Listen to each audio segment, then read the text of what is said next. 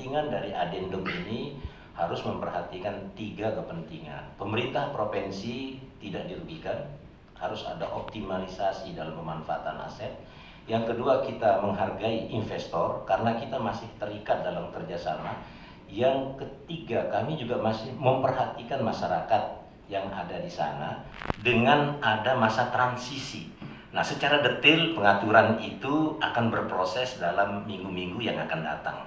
Jadi kami pastikan akan memperhatikan dengan sungguh-sungguh posisi masyarakat, tanda kutip pengusaha ilegal yang ada.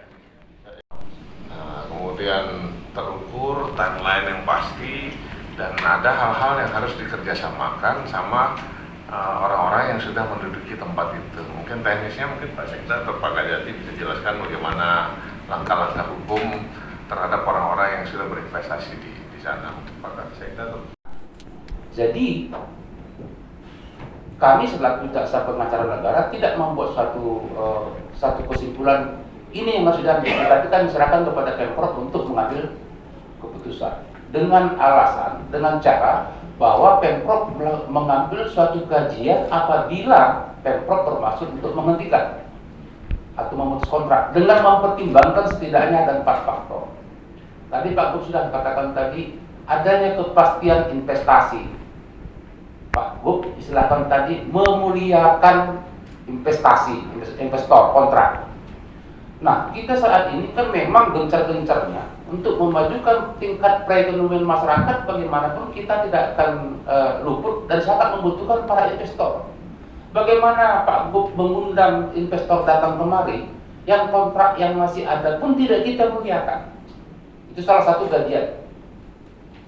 Nah, kita harus kembali lagi bahwa kontrak itu merupakan undang-undang bagi para pihak yang membuatnya, Pak. Jadi setara dengan undang-undang. Jadi kita tidak sembarangan untuk memutuskan satu kontrak yang sudah disepakati bersama, walaupun itu bukan masa Pak Gub. Jadi yang ditandatangani itu kemarin gubernur, bukan namanya saja. Nah, ada beberapa hal yang harus diperhatikan. Pertama tadi kepastian. Yang kedua aspek sosial budaya. Yang ketiga masalah pariwisata. Yang keempat yang paling penting menurut saya pikirkan adalah optimalisasi aset pemerintah Provinsi Nusa Tenggara Barat. Nah, kalau misalnya kita berperkara, kita katakan PT GTI tidak setuju dengan kontrak, ini kan berlaku kepada perkara mungkin setahun, 2 tahun sampai 5 tahun akan jadi masalah. Sehingga ini status quo. Nah, kalau status quo seperti apa yang kita lakukan terhadap aset yang ada? Nah, setelah kemudian Pak Gub berbicara dengan saya, coba dulu Pak Gajati, bagaimana kalau tim JPN menjajaki dengan PT GTI. Kemudian saya minta kepada Pak Gub supaya juga melibatkan Pak Sekda.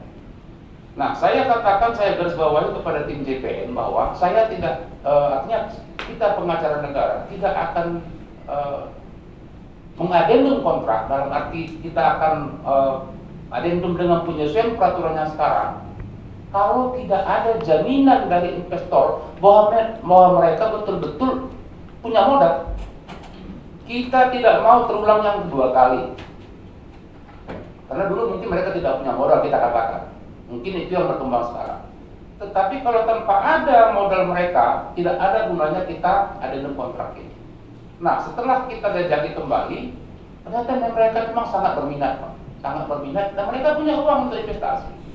Malah tahap pertama mereka nanti akan bangun sarana prasarana seandainya kita sudah sepakati nanti untuk diadendum kontrak ini dengan penyesuaian peraturan partai manada. Karena yang dulu tahun 66 sudah dicabut.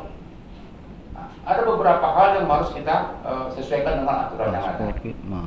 Jadi terkait dengan pemberitaan mungkin bukan domain saya, karena ada beberapa memang statement di berita itu masalah interpelasi, saya bukan domain saya untuk menjawab, mungkin nanti dari Pak Sekda atau tim hukum dari gubernuran, karena itu memang atas rekomendasi dari DPRD. Tetapi yang penting kita ingat, berdasarkan konsultasi dan diskusi dengan KPK, dengan BPK, izin Kemendagri, semuanya mendukung untuk dilakukan adendum.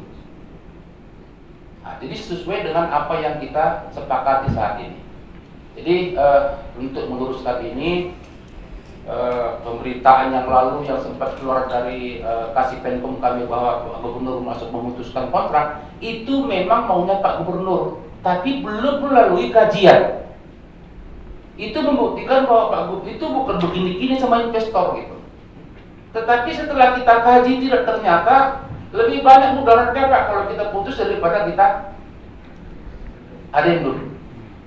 Nah, jadi makanya pada hari ini mungkin tidak salah Pak Gub, kita mungkin sepakat ini kita akan adanya kontrak ini dengan penyesuaian peraturan yang ada, tetapi harus ada jaminan dari mereka kepada tim JPN dan Pemprov bahwa mereka memang punya duit, punya modal untuk diinvestasikan di Terawangan. Itu syarat utama dari kita.